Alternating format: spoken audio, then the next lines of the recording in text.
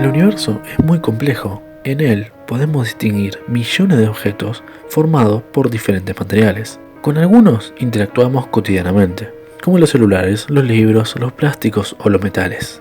Muchos otros están muy alejados de nuestro entorno e incluso algunos desconocemos de su existencia. Sin embargo, detrás de esos miles de objetos y materiales diferentes existe una sorprendente simplicidad. Como en un juego para armar,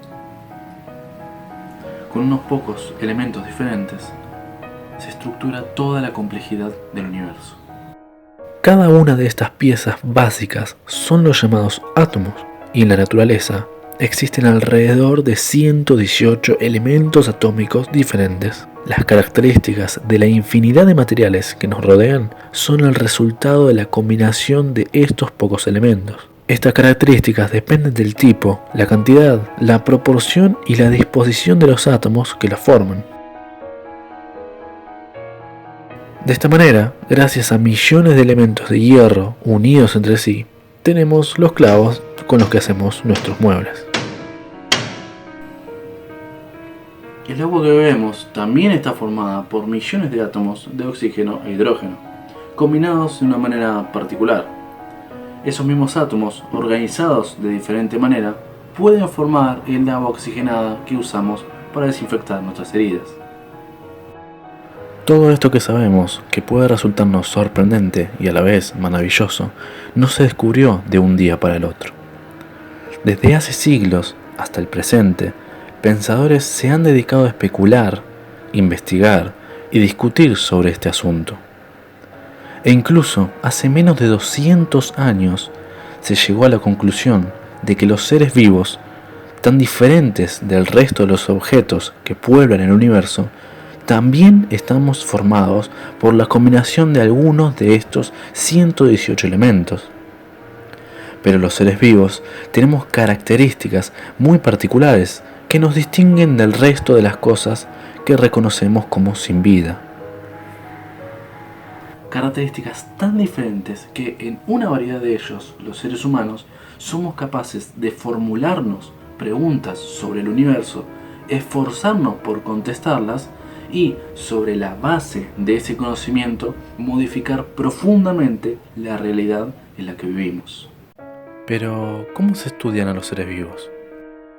¿Y cómo sabemos de qué estamos hechos?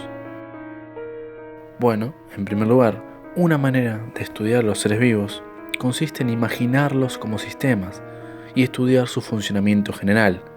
Desde esa base se comienza para entender cada una de las partes que los componen. Por lo general, cuando se quiere explicar el funcionamiento de los seres vivos, es común que se lo compare con máquinas, es decir, como un sistema. Un sistema es un conjunto de elementos con una cierta organización y que interactúan entre sí para cumplir una determinada función. Los sistemas pueden ser más o menos complejos. Un sistema es más complejo no solo porque tiene un mayor número de elementos, sino porque es mayor la cantidad de relaciones entre los elementos que lo componen. Los elementos de un sistema intercambian información. Cuanto más complejos son los sistemas, mayor es la información que circula por ellos.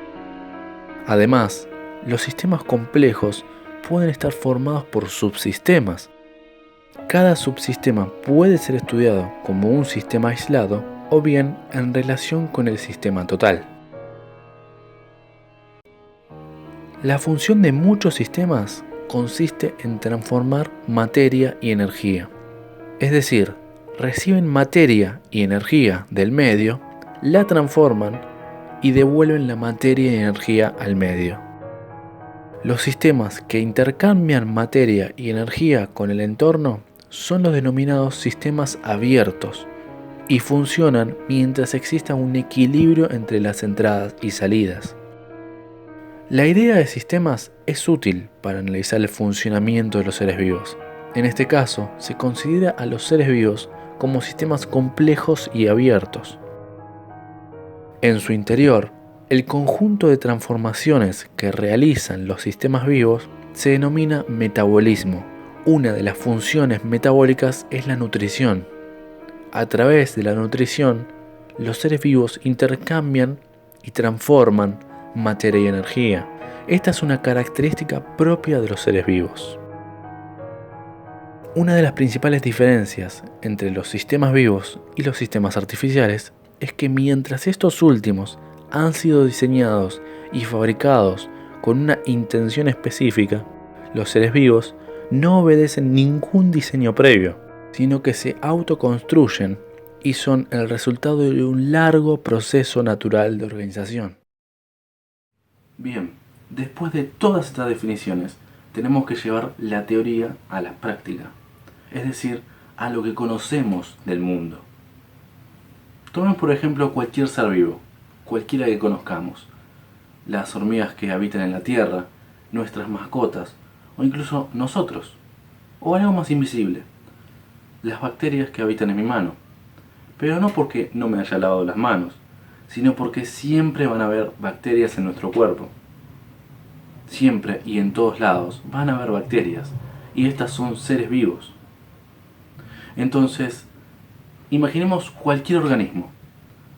Con todo esto que sabemos, no nos resultaría difícil imaginarlo como un sistema complejo y abierto, con muchos subsistemas relacionados entre sí. El ser humano está compuesto por subsistemas, el sistema circulatorio y el sistema digestivo. Estos, a su vez, tienen diferentes subsistemas, los órganos, las arterias, las venas, y estos están formados por los tejidos, que a su vez están formados por las células. Las células constituyen la menor expresión de los sistemas vivos. Son los sistemas de menor complejidad que realizan todas las funciones características de los seres vivos. Cuando se dice que los seres vivos están formados por células, lo que se quiere decir es que se trata de organismos pluricelulares. Pero también existen organismos que están constituidos por una sola célula. Estos son los organismos unicelulares, los cuales consisten en un único sistema y por lo tanto son los sistemas vivos más simples, como por ejemplo las bacterias. Existe una enorme variedad de células. En los organismos pluricelulares hay células muy diferentes, por ejemplo, las células que forman el tejido nervioso, las células que forman los músculos o las células de la piel de muchos animales. Todas son muy diferentes entre sí. Las formas y estructuras de las células están muy relacionadas con las funciones que cumplen. Sin embargo, en todas ellas se puede encontrar un esquema básico. Partiendo de la membrana celular, que constituye el límite externo de la célula, a través de ella se realizan todos los intercambios de materia y energía con el ambiente. En el interior de la célula encontramos el citoplasma, donde ocurre la mayor parte del metabolismo. Y por último, en el centro se encuentra el núcleo, que es la zona en el interior del citoplasma delimitada por la membrana nuclear. Dentro del núcleo se encuentra el material genético, que contiene toda la información relacionada con las características de cada célula y regula las funciones celulares. Pero la célula no se queda solo ahí. Existen muchísimas otras organelas, pero estas las veremos en futuros videos. Este esquema básico corresponde a un tipo de célula denominada célula eucariota y es válido tanto para las células animales como para las células vegetales, con una que otra variación.